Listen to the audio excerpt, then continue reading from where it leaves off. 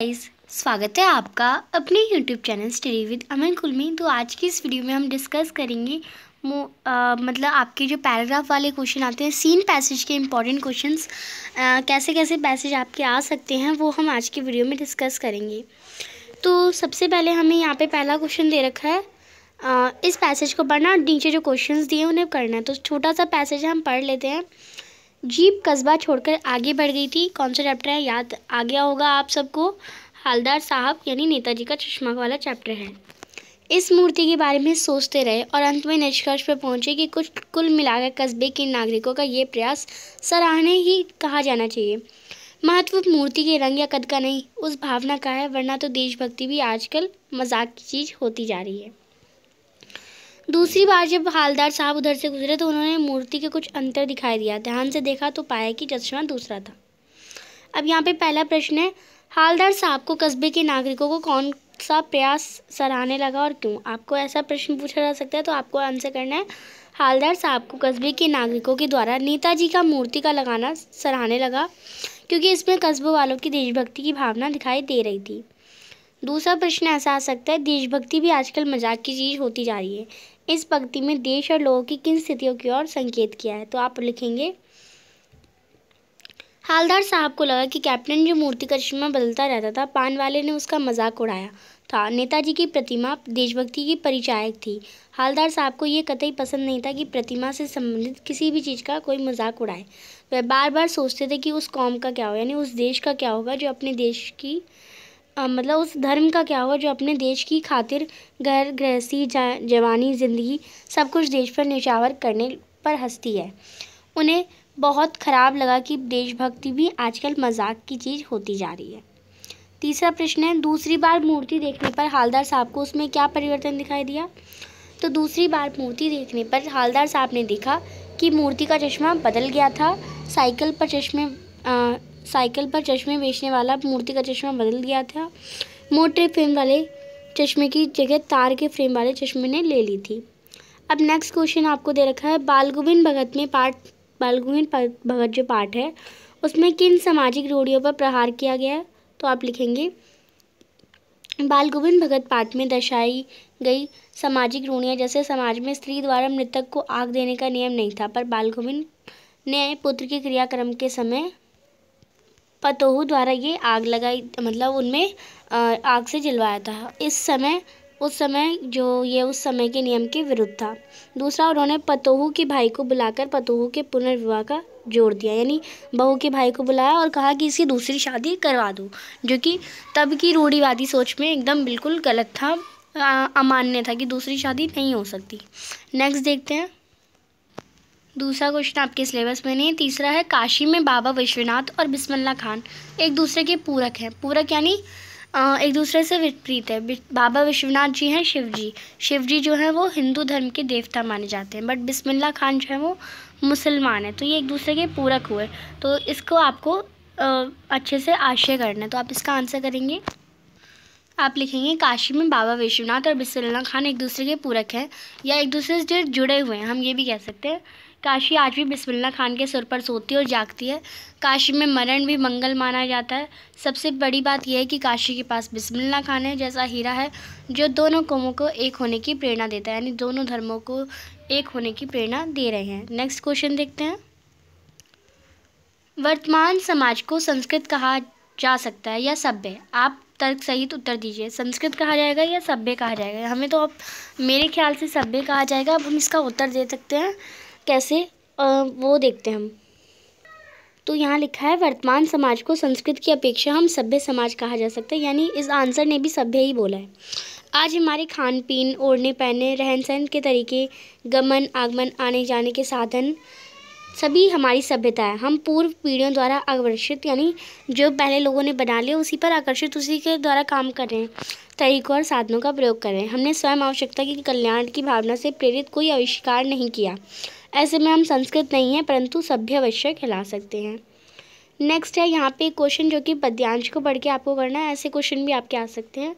हमारे हरी हारिल की लकड़ी, मन क्रम बचन नंद नंद उर, ये ऋण करी पकड़ी, जागत सोवत स्वम दिवस निसी, कान्हा कान्हा चक्री, सुनत जोग लागत है ऐसा ज्यो करई ककरी, सू तो ब्याधी हमको ले आए, देखी सुनी ना करी, या तो सुर तिनहि ले सोपो, जिनके मन चकरी। अब यहाँ से यहाँ तक आपका दे रखा था पैसेज पोएम। इसके आधार पर प्रश्न है, हारील की लकड़ी किसे कहा गया और क्यों? तो गोपियाँ हारील की लकड़ी कृष्ण के लिए कहती हैं, क्योंकि जैसे हारील पक्षी लकड़ी के आश्रय को नहीं छोड़ता, उसी प्रकार जो गोपियाँ वो कृष्ण के आश्रय को नहीं छोड़ सकती या छोड़ना ही नहीं चाहती। उन्होंने मन, क्रम, वचन पूरी तरह से श्री कृष्ण को पकड़ रखा है। दूसरा प्रश्न है, तिन्हई ले सोपो में किसकी और क्या संकेत किया गया है? तिन्हई यानी तिनका। गोपियाँ उद्धव को कहती हैं कि हम तो पूरी तरह कृष्ण में हो गई हैं और हमें योग की ज़रूरत नहीं है, हमारा मन भ्रमित नहीं है। इस योग की आवश्यकता तो उनको है जिनका मन चक्री के समान घूमता रहता है, यानी एक जगह नहीं लगता, एक जगह नहीं टिकता, यानी आज इसके साथ फिर दूसरे किसी के साथ फिर किसी के साथ, ऐसा हो जिसका मन होता है उनके मन चक्री होती है। इसलिए ये जो योग है ऐसे लोगों को सौंप दो। तीसरा प्रश्न है, गोपियों को योग कैसा लगता है? तो गोपियों को योग कड़वी ककड़ी के समान लगता है।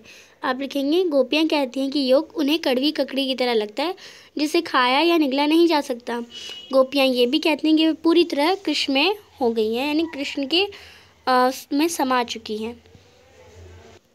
नेक्स्ट हम क्वेश्चन देखते हैं, जयशंकर प्रसाद के जीवन में कौन कौन से अनुभव उन्हें आत्मकथा लिखने से रोकते हैं? तो आप लिखेंगे यहाँ से, जयशंकर प्रसाद अपनी आत्मकथा लिखने से बचे रहे थे। उन्हें लगता था कि उनका जीवन बहुत साधारण है, कुछ हुआ ही नहीं तो लिखूं क्या। इसमें कुछ ऐसा नहीं है जिसमें लोगों की किसी प्रकार की प्रसन्नता हो सके। उनका जीवन दुखद अनुभवों से भरा हुआ था, जिन्हें वह किसी और से बांटना नहीं चाहते थे। उनके मन के किसी के प्रति कोमल भाव और निजी भावना वह किसी अन्य के सामने नहीं रखना चाहते, यानी वो अपने इमोशंस को सबके सामने नहीं लाना चाहते थे। इन्हीं सब कारणों से वह अपनी आत्मकथा नहीं लिखना चाहते थे। दूसरा प्रश्न हम देखते हैं, बादलों की गरजना का आह्वान कवि क्यों करना चाहते हैं? उत्साह कविता की, यानी बादलों की गरजना को क्यों बुलाना चाहते हैं कवि? आपको कविता के आधार पे, यानी जो आपकी कविता है उत्साह, उसके आधार पे बताना है। बादलों की गरजना यानी बादलों को बुलाना, बादलों को गरजते हुए बुलाना से तात्पर्य है क्रांतिकारी स्वर भरना, यानी क्रांति लाना। कविता के माध्यम से कवि क्रांति की आवश्यकता को चिन्हित करते हैं। बादल क्रांति के प्रतीक हैं और ये क्रांति रूपी बादल पीड़ित प्यासे, यानी जो आलसी लोग हैं, प्यासे लोग हैं, जन की आकांक्षाओं को पूरी करेगा। दूसरी तरफ वही बादल नई कल्पना और नए अंकुर भी उगाएगा। तीसरा प्रश्न जो है वो आपके सिलेबस में नहीं है, आपकी कविता। चौथा वाला है, संगीतकार की हिचकती आवाज़ उसकी विफलता क्यों नहीं है? यानी संगीतकार में जो है वो थोड़ी बहुत आवाज़ कम होती है, हिचकती आवाज़ होती है, वो उसकी विफलता नहीं, वो उसकी सफलता है। क्योंकि संगीतकार जो होते हैं वो हमारे जो मुख्य गायक होते हैं उससे कम की आवाज़ में ही बोलते हैं, उनकी आवाज़ में हिचकिचाहट होती है। तो आप इसका आंसर करेंगे, यद्यपि संगीतकार की आवाज़ कमज़ोर और काँपती हुई तो परंतु वह आवाज़ की कमी उसकी विफलता नहीं थी। वह प्रयास करता है कि गायक के रूप से उसकी आवाज़ मुख्य गायक से अधिक महत्वपूर्ण ना हो जाए, यानी वो ज़्यादा अच्छा ना गा जाए मुख्य गायक से, वरना मुख्य गायक की कोई दर्जा नहीं करेगा। इसलिए उसकी विफलता नहीं, मनुष्यता का सूचक है। वह दूसरों को आगे बढ़ाता है और स्वयं को पीछे रखता है। नेक्स्ट, ये जो 11th क्वेश्चन है, इसमें ऊपर वाला आपके सिलेबस में नहीं है, बट हम नीचे वाला कर लेते हैं। मैं क्यों लिखता हूँ पाठ के आधार पर बताइए कि विज्ञान के दुरुपयोग से किन मानवीय मूल्यों की क्षति होती है, इसके लिए हम क्या कर सकते हैं।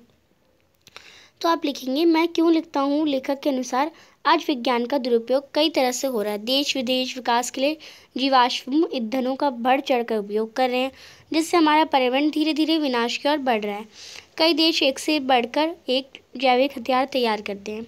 जैसे हम पॉइंट्स में लिख सकते हैं, हिरोशिमा में हुए विस्फोट के हमले कांड मानवता की क्षति हुई, यानी हिरोशिमा में आपको पता है एटॉमिक बॉम्ब गिरा दिया था, जिससे आज भी वहाँ के लोग जो है ना विकलांग पैदा होते हैं। ये सब आप लिख सकते हैं।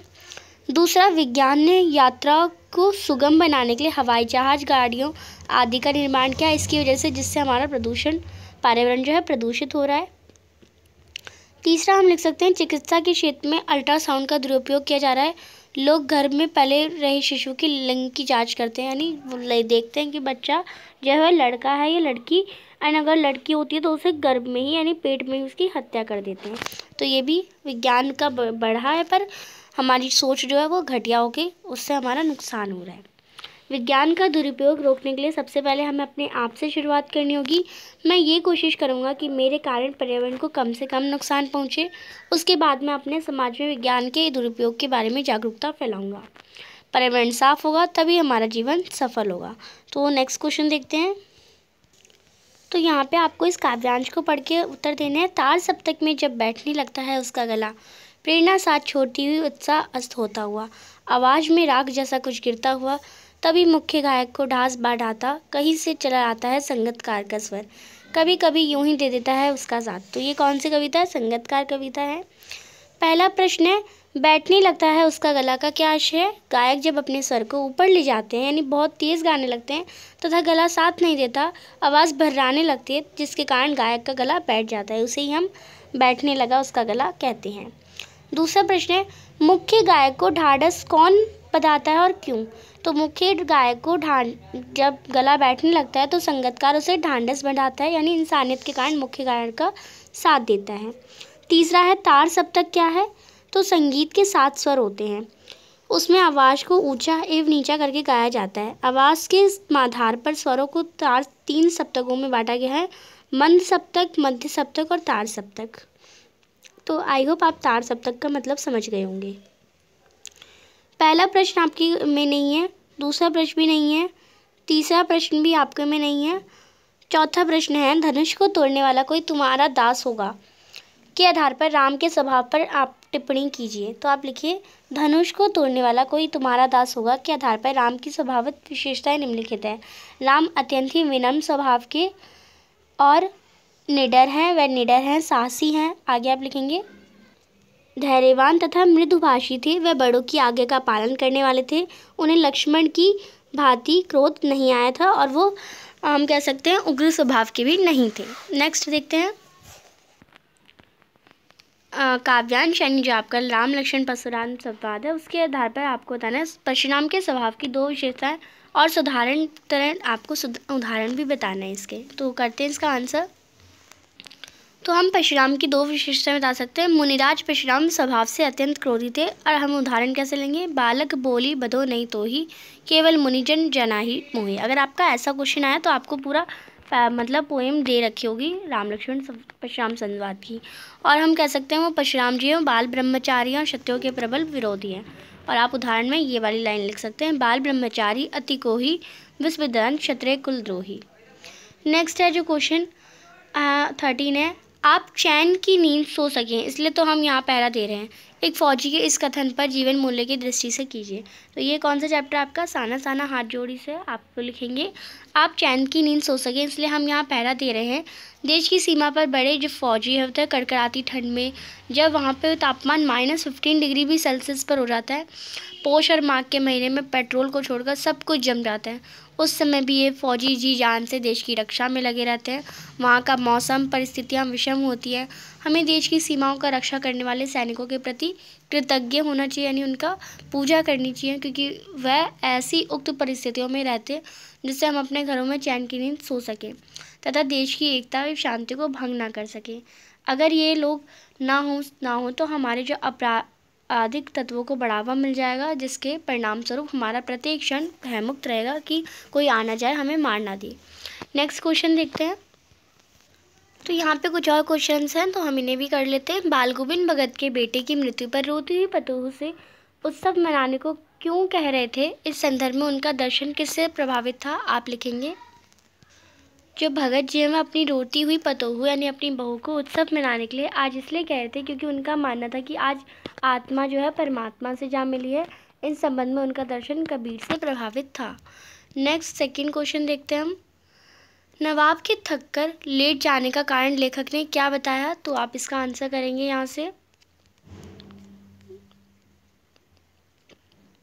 नवाब के थककर लेट जाने का कारण नवाब साहब का खीरे को धोना, काटना, सूंघना व पेट भर गया इस नाटक का कारण बताया। यानी वो इतना धोते हैं फिर काटते हैं सूंघते हैं और पेट भर जाने का नाटक करते हैं, इस कारण वो थककर लेट जाने का कारण बताया है। नेक्स्ट क्वेश्चन देखते हैं।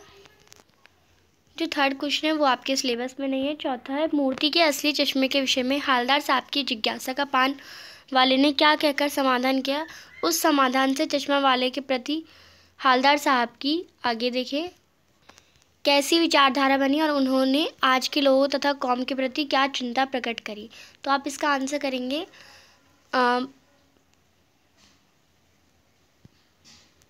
हाँ, यहाँ से मूर्ति के असली चश्मे के विषय में हालदार साहब की जिज्ञासा का पानवाले ने ये कहकर समाधान किया कि माँ साहब मूर्ति पर चश्मा लगाना भूल गया था।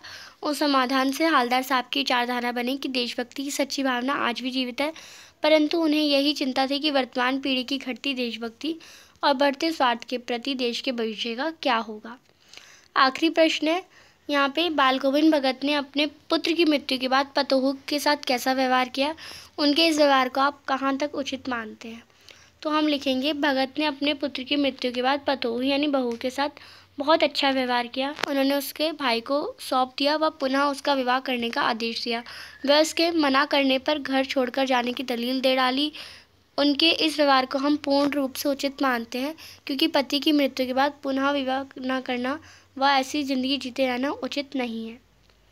नेक्स्ट देखते हैं, यहाँ पे कुछ प्रश्न है फसल पोएम से। पहले यहाँ पे पोएम दे रखी है। फसल क्या है, और तो वह कुछ नहीं, नदियों के पानी का जादू है वह, हाथों के स्पर्श की महिमा है, भूरी काली संदली मिट्टी का गुणधर्म है, रूपांतर है सूरज की किरणों का, सिमटा हुआ संकोच है हवा की थिरकनता। आगे हम प्रश्न देखते हैं। पहला प्रश्न है, फसल नदियों के पानी का जादू किस तरह है, बताइए।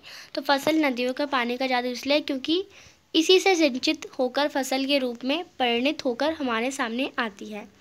दूसरा प्रश्न है, फसल किसका गुणधर्म होता है और किस तरह। तो फसल मिट्टी का गुणधर्म होता है, क्योंकि जैसी मिट्टी होती है वैसी ही फसल भी होती है।